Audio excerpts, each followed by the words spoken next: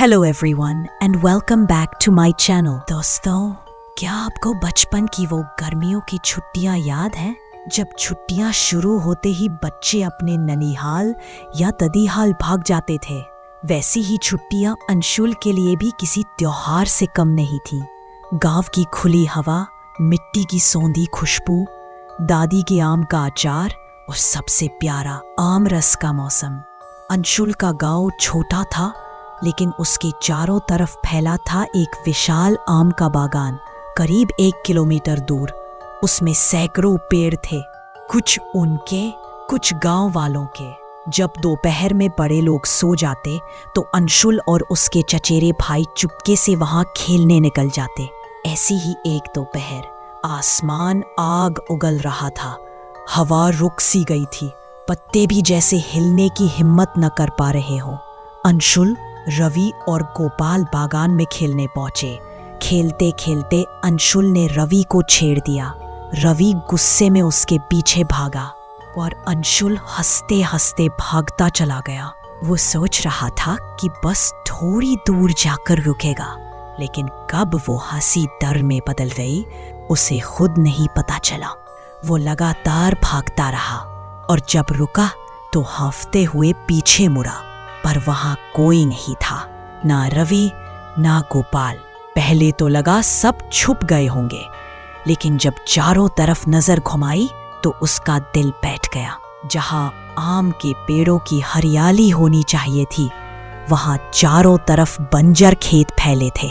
दूर तक कोई इंसान नहीं, कोई आवाज नहीं, बस झुलसाती धूप और सन्नाटा। अंशुल ने खुद को समझाया, शायद मैं गलत दिशा में चला आया हूं। वो वापस चल पड़ा, उसी उम्मीद में कि थोड़ी देर में फिर बागान नजर आ जाएगा। पर आधे घंटे चलने के बाद भी ना पेड़ ना गांव, बस सूखी जमीन और जलती हवा। तभी उसकी नजर दूर एक टूटी फूटी सी इमारत पर पड़ी। सफेद दीवारों पर काई जमी थी, ऊपर एक छोटा गुंबद। वो किसी पुराने मठ या मंदिर जैसा लग रहा था। अंशुल के मन में सवाल उठा, इतनी वीरान जगह में मंदिर? लेकिन प्यास इतनी लगी थी कि सोचने की फुर्सत नहीं थी। मंदिर के पास एक पुराना हैंडपंप दिखा। वो भागकर पहुंचा। हैंडल पर जंग लगी थी, पर जरा सा धक्का देने पर ठंडा पानी निकल आया। वो झुककर पानी पीने लगा। तभी उसके कंधे पर किसी ने हल्के से हाथ रखा। अंशुल चौंक गया, पीछे मुड़ा। वहां एक आदमी खड़ा था, पीली धोती पहने, माथे पर चंदन का बड़ा टीका और एक टांग हल्की मुड़ी हुई, यानी वो लंगड़ा था। वो मुस्कुराया और बोला, कौन हो बाबू? उसकी आवाज अजीब थी, जैसे किसी पुराने कुएं से आ रही हो। अंशुल ने डरते डरते अपना नाम बताया और फिर से झुककर पानी पीने लगा। लेकिन जब 2 सेकंड बाद उसने सिर उठाया, वो आदमी वहां से गायब था। ना कोई परछाई, ना कदमों के निशान। अंशुल का दिल जोर जोर से धड़कने लगा। पानी उसके हाथ से गिर गया। उसने एक पल भी सोचे बिना भागना शुरू कर दिया। वो दौड़ता गया और लगता जैसे कोई पीछे पीछे चल रहा हो। कभी कोई उसका नाम पुकारता, कभी कोई फुसफुसाता। खेतों की धूप अब लाल पड़ने लगी थी, मानो जमीन खुद जल रही हो। अंशुल हनुमान चालीसा पढ़ने लगा। पसीना, आंसू और धूल का मिश्रण उसके चेहरे पर था। काफी देर भागने के बाद उसे एक और इमारत दिखी। ये साफ सुथरी थी। उसके पास एक बड़ा पीपल का पेड़ था। पेड़ के नीचे कुछ बुजुर्ग बैठे थे। अंशुल रोता हुआ उनके पास पहुंचा। मुझे घर जाना है, मैं रास्ता भटक गया हूँ। एक बुजुर्ग ने पूछा, किसका बेटा है तू? अंशुल ने अपने दादा गोविंदलाल जी का नाम लिया। बस इतना सुनते ही सब मुस्कुरा दिए। उनमें से एक ने कहा, अरे वो तो गोविंदलाल के पोते हो, गांव यही पास है बेटा, सीधे चले जा। उन्होंने दिशा दिखाई और अंशुल भागता चला गया।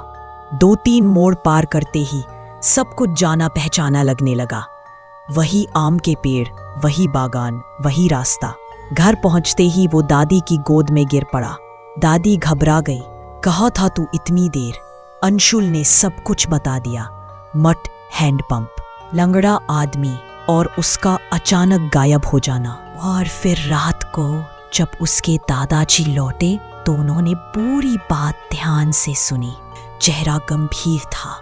फिर बोले, बेटा, बहुत साल पहले उस बागान के पास सच में एक मठ था। उसमें एक लंगड़ा पुजारी रहता था। उसके पास एक कीमती कृष्ण मूर्ति थी।